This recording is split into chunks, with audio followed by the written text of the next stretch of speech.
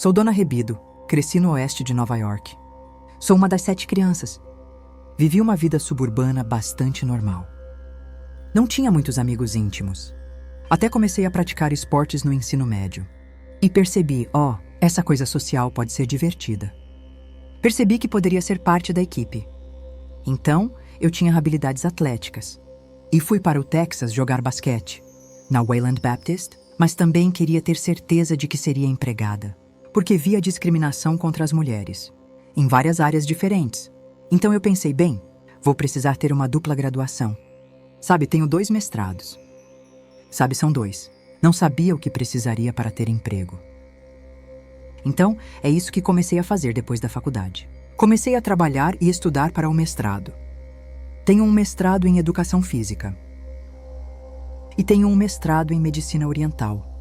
E a acupuntura acabou em Phoenix. Fui contratada no sistema de colégios comunitários. Fui professora durante os últimos 3 anos. Aposentei-me em 2015.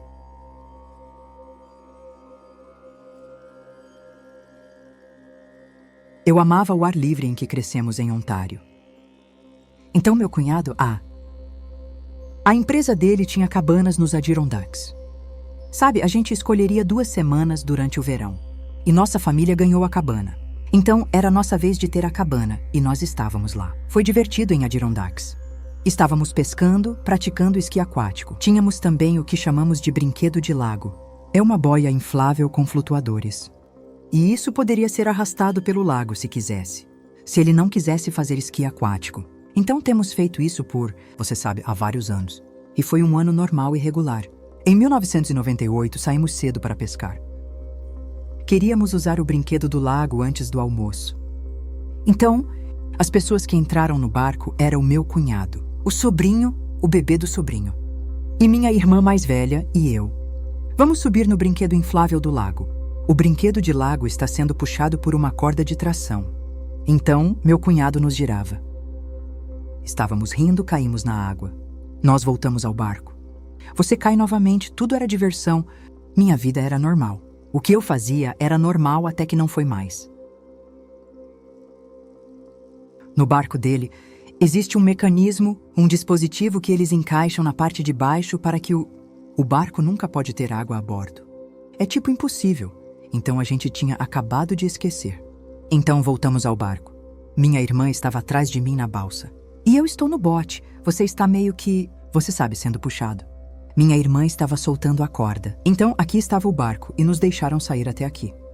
Quando ouvimos o meu cunhado gritar: "Saiam rápido do bote, o barco está afundando." O barco afundando, isso é impossível, mas olhei para trás. E minha irmã jogou a corda para a esquerda. Agora você sabe. Cordas de reboque, são de nylon. Eles não afundam. Nós tínhamos os coletes salva-vidas, pois flutuam na água. E olhei para o lado enquanto íamos para a água. Para a direita, então é como bum. Bum, estamos na água. Os brinquedos infláveis estão à minha frente. Minha irmã está atrás de mim.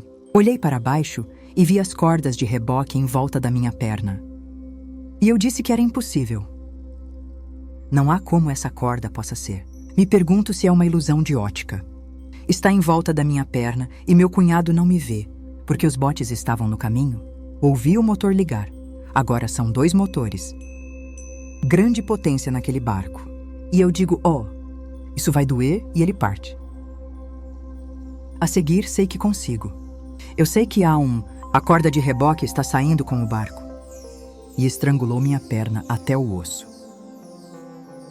E quando isso aconteceu, houve uma explosão de dor na minha cabeça. É como se, meu Deus, isso dói muito. Depois disso, sou arrastada para debaixo d'água.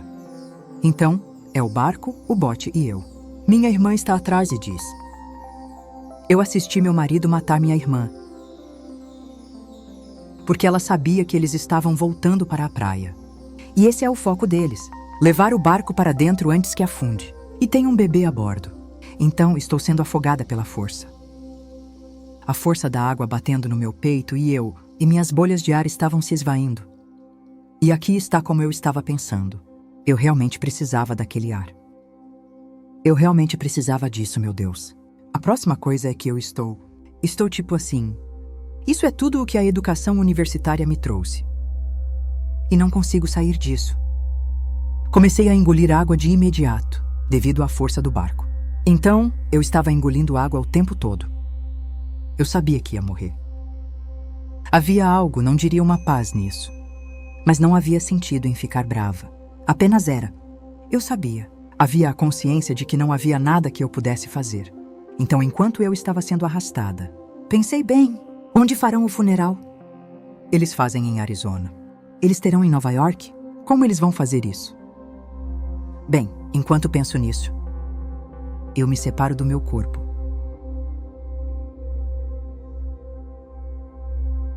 E eu passo imediatamente por uma folha de plástico. Um tipo de véu muito fino. Mas havia algo lá. Ao atravessar, digo, estou morta. Eu levei minha consciência comigo. Uau, isso é bem legal. Então foi tipo, meu Deus, a diferença entre tempo e não tempo. Senti que estava na eternidade. Então, as células do meu corpo começaram a vibrar. E foi como se cada célula, trilhões de células que parecem uma cara feliz. Eles pareciam e começaram a rir. Eles simplesmente acham tudo engraçado. Sabe, quando olho para baixo, penso, o que vocês estão fazendo? E ouço eles dizerem, ouço as células do meu corpo falando, ele está vindo, está vindo. Ele está vindo, eu fico tipo, quem está vindo? Enquanto olho para cima em câmera lenta. Se fosse a Terra, sentiria algo subindo. E enquanto sobe, eu vou. Meu Deus é o Criador do Universo. Meu Deus, e eu me pergunto a mim mesmo. Agora entendo sua empolgação. Isto é tão emocionante e tão boom. Diante do Criador do Universo. E ele não tem rosto. Ele não tem um pronome. Não é um ele, não é uma ela. Não é um isso. É o Criador do Universo. E tudo o que posso descrever. Parecia ser como a aurora boreal. Era um ser energético, ondulante e de várias cores.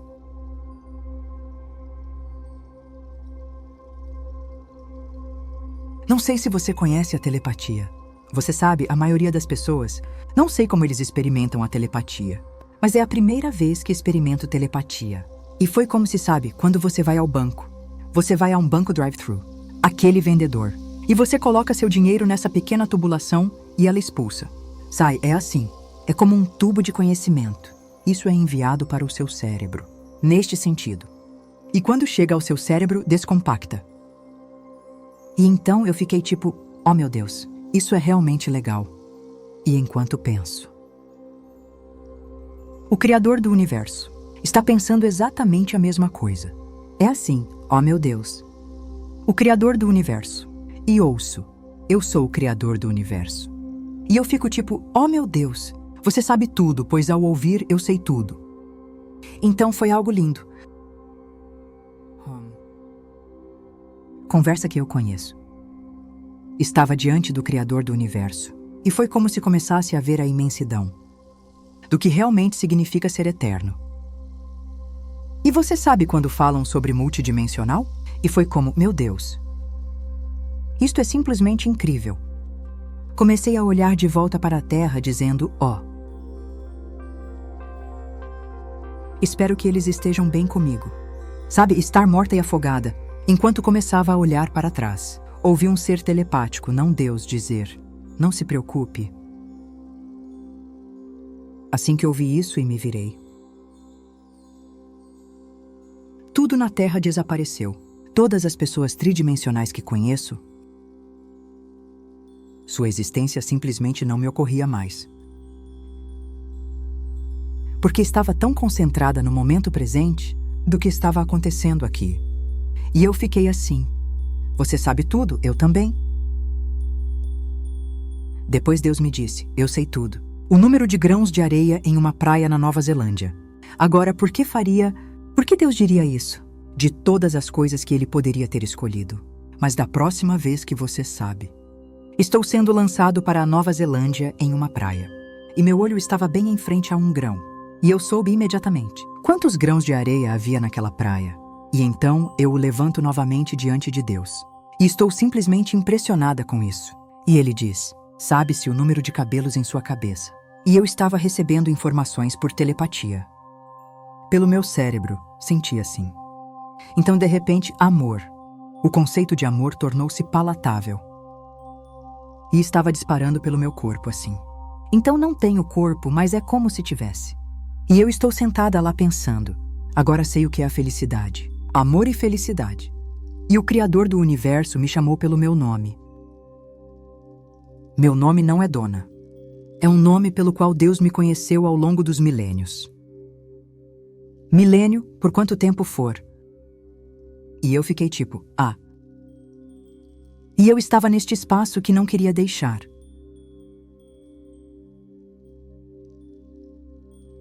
Eu estava viajando pelo universo e estou aprendendo como funciona isso. É assim que funciona. E eu fico tipo, isso é incrível. E paramos meio que assim. Senti-me como se Deus dissesse, então, Dona, o que você gostaria de fazer aqui?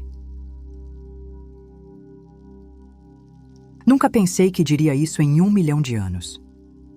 Então você pode dizer, bem, quando morrer, vou perguntar a Deus isso. Não aconteceu. Então olho para Deus e digo, bem, Deus, como você me criou, deixo a escolha para você. Assim que isso aconteceu, percebi imediatamente o que tinha feito. Eu entreguei minha escolha e alguns dizem, não. Isso foi sua escolha. Sua escolha foi não. Eu disse, eu cedi, sabendo o que iria acontecer depois. Vou deixar a escolha para você. Assim que percebi o que fiz.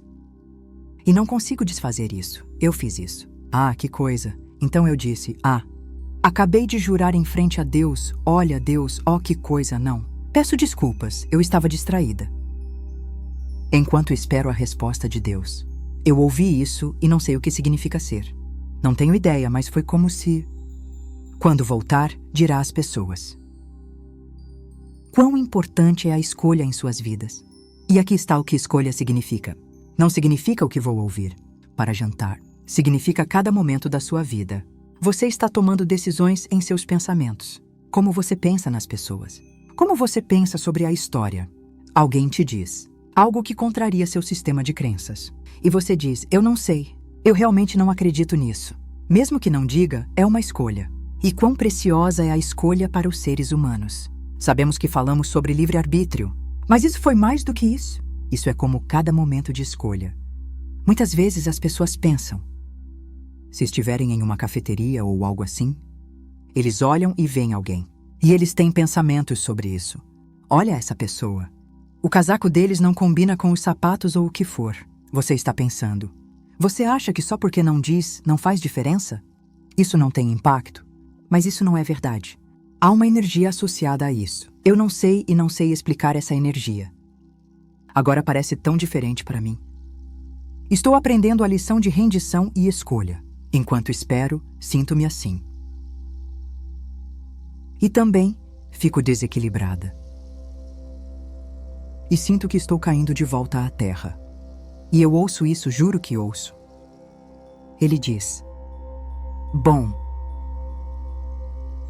Porque estou caindo e ouço bom. E aterrizo dentro do meu corpo. Você sabe, eu retomo meu corpo. E percebo que meus pulmões estão cheios de água.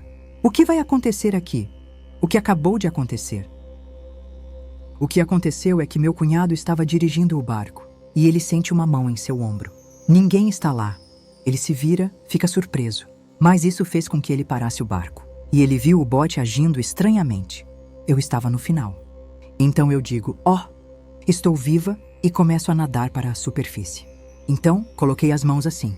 Senti mãos humanas debaixo dos meus braços. Pensei que fosse minha irmã e olhei para baixo. Estou olhando para a corda se movendo. Impossível tirar essa corda do meu joelho. Assim que eu disse isso, a corda se soltou. Chego ao topo, ninguém está lá. E sinto vontade de bater nas minhas costas, como se tivesse começado a jorrar galões de água. E minha irmã, ela deve ter parecido a Superwoman, nadando pelo lago para me alcançar. E olhei para a minha perna e fui. Meu Deus, está meio...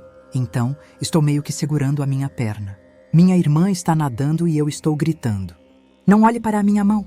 Não olhe para a minha perna. O que ela faz? Ela olha para a minha perna. Ela começa a gritar e eu começo a falar.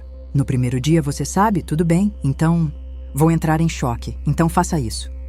Assegure que minhas pernas estejam aqui em cima. Mas segure na minha perna e entenda. Faça tudo isso para que meu cunhado pegue outro bote. Mas ele não estava apressado, porque ele não sabe o que aconteceu no lago. Mas quando ele sai com o outro barco, faça o mesmo, não olhe para a minha perna. E ele olha para a minha perna. Ele vai tentar entrar na água e colocar-me na embarcação? Eu disse não. Se me colocarem no barco, minha perna vai cair, então arrastem-me de volta. Isso é tudo que quero que vocês façam. Então é o que fizemos. Voltamos ao cais, veio a ambulância. Mesmo na ambulância, começaram a me dar eletrólitos e tratar o caso. Agora o lago estava cheio de giardia. Então engoli tudo isso. Quando cheguei ao hospital, eles estavam preocupados com o inchaço na minha perna. Eles estavam preocupados com a quantidade de água, que eu ingeri antibióticos e antibióticos para a perna, e analgésicos. Então, fiquei apenas na sala de emergência. Eles não me deixaram passar a noite lá. Eles simplesmente disseram para voltar à cabana. Então meu cunhado, dirigimos de volta à cabana, apenas com gelo e antibióticos. Isso é tudo o que me disseram. Então tudo é milagroso. Sabe o fato de que o barco estava afundando enquanto a água entrava? Que a corda de reboque que não afunda deveria flutuar. Não flutuou e como rasgou na minha perna. Como soltou da minha perna. Isso foi uma série de coisas impossíveis. Sabe como foi que aconteceu? Então passei muito tempo pensando. Como isso aconteceu? Como eu cheguei lá? No primeiro ano, só contei para os meus amigos. Não contei nem para meus familiares. Não sabia o que realmente aconteceu. Eu não sabia. Existia algo como uma experiência de quase morte. Não sabia o que significava EQM. Não sabia que existiam grupos de EQM. Não sabia que havia alguém. Eu poderia conversar sobre isso. Então continuei falando com o outro lado. Você sabe, eu tinha uma intenção antes de ir para a cama. Eu diria que você sabe. Tenho algumas perguntas sobre o que está acontecendo aqui. Então, o primeiro, eu não sei. 6 meses foram apenas lidando com a própria ferida. E então, não sentia nada no meu tornozelo. Não sentia meus dedos dos pés. Eu arrastava minha perna. O que não é bom. Como professora, estou acostumada a andar pela minha sala de aula, quando tive que apenas sentar, porque não queria que meus alunos me vissem, arrastando minha perna pela sala. Então, tenho uma clínica de acupuntura. Depois de dar aula, vou ao meu consultório de acupuntura. Há um banco ali. Agora vou fazer o depósito do dia. E eu escrevi como quero que seja resolvido. No meu negócio, vou ao banco. O banco está tranquilo. Há uma fila atrás de mim. Mas eu tenho um papel. E eu empurro para o caixa. Como meus nervos estavam se curando. É uma explosão de tanta dor. Não dá para não gritar, seja lá o que for. Sabe o que você faz? Então, enquanto coloco um envelope, como quero que cuidem do meu dinheiro, eu grito e a caixa pensa que estou assaltando o banco. Então ela grita e porque nós dois dissemos todos no banco caíram no chão. Apenas pegaram o celular. Estão chamando a polícia. Vou não. É só a minha perna, é só. Estou tentando subir as calças para mostrar as bandagens. E a vendedora não. Não estou roubando o banco. Então preciso contar para a polícia sobre isso. Então, essa foi uma nova realidade. Você sabe, ter cuidado com o local onde estou. E não se pode prever quando terá dor nervosa. Então foi um ano, 6 meses da ferida e mais um. Tentando entender como estou lidando com a minha vida. Sim, tem sido muitas coisas físicas. Tive que lidar com isso desde o EQM. E só muitos anos depois que me falaram sobre isso. Sabe, existe algo chamado IONS, a Associação Internacional de Quase Mortes, e sobre o Instituto Monroe. Você pode ir lá e conversar com as pessoas. Quando me perguntaram como foi, eles querem saber, eu respondi, bem, é assim que eu me sinto sobre isso. Foi uma morte de designer. Cada um de nós tem uma morte personalizada, porque Deus te conhece tão bem, ao 10º grau. Sabe, isso desmoronou todo o meu sistema de crenças. Do que aprendi, do que cresci e do que vi. Levou-me anos para tentar assimilar essa espiritualidade. Sabe, foi como se alguém dissesse, bem, sabe, é assim que Deus age. Isso não é como eu vi. Isso não é o que eu ouvi. Mudou minha vida. Mudou tudo. Penso em tudo de forma diferente a cada momento.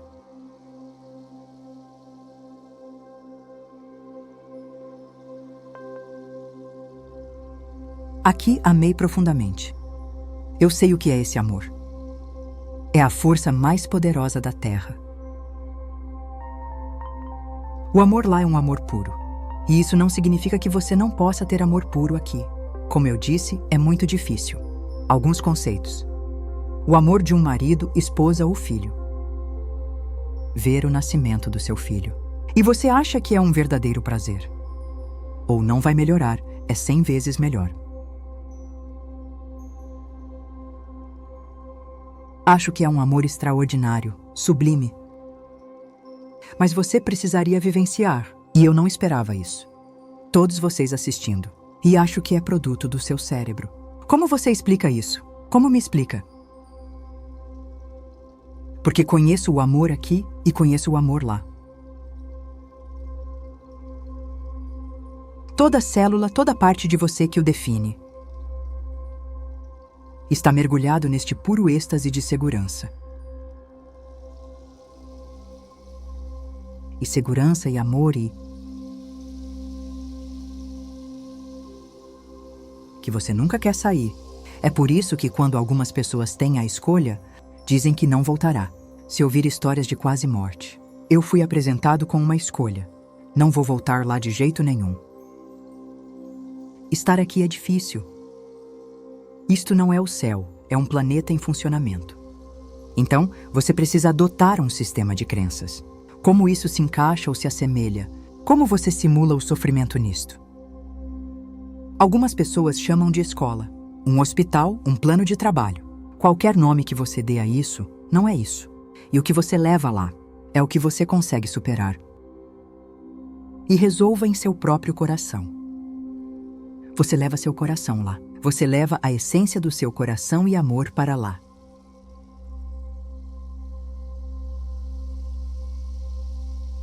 Se tivesse conselho, se puder, esteja consciente de cada momento. Acho que para a maioria das pessoas isso não é possível. A maioria das pessoas está pensando. Eu diria aos meus alunos, você tem um cérebro de 8 faixas. Você sabe que estão acontecendo 8 coisas. Tenho uma lista de compras. Estou tentando resolver este problema. Tenho essas coisas para fazer. Temos decisões a tomar. Vejo que eles vivem uma vida de 8 faixas. E é muito difícil absorver isso, até o momento presente. Assim torna-se a primeira consciência. Você precisa estar consciente de onde está em sua espiritualidade. Na sua vida, vi isso com meus alunos. Onde você está em seu sistema de crenças? Onde você está na vida? Onde você está em relação aos seus objetivos? A segunda coisa seria uma busca. Quero buscar o que acho ser a verdade. Então, algumas pessoas iniciam uma grande busca pelo não. A verdade está no catolicismo, a escolha do cristianismo. A verdade está no hinduísmo. Sabe, a verdade é onde você pousar. E ao longo do tempo, isso te serve? Porque você começa a absorver outras informações. Estamos nessa jornada de educação. Estamos nesta jornada de vida. Estamos nesta jornada de trabalho. E tente não se envolver em fazer demais. Eu digo às pessoas que você é um ser humano. Não é um ser humano fazendo isso, então respire fundo. Trabalhe nisso. Pode ver de outra forma? Há algo que eu possa dizer? Para mudar sua perspectiva, 1 grau. É por isso que estou aqui. Posso mudar sua perspectiva em 1 grau? E deixe isso brotar dentro de você. Quero dizer, esteja ciente das possibilidades. Você está consciente das possibilidades? Você poderia ter anjos, não? Não. Sabe da possibilidade de visitas após a vida? Não, não. Não há vida após a morte, vocês estão inventando. Mas se eu puder vir e dizer, pode deixar de lado sua crença por um instante? Você poderia fazer isso? Apenas deixe de lado. Ouça o que tenho a dizer. Esteja aberto a essas possibilidades. Então você pode pegar. Você retomou seu antigo sistema de crenças? Ou comece a assimilar isso. Não vou dizer nada para você. Para convencê-lo de uma vida após a morte. Esta foi a minha experiência com o além-túmulo. Esta foi a minha morte de designer. Mas não foi o que eu esperava. E radicalmente mudou toda a minha vida.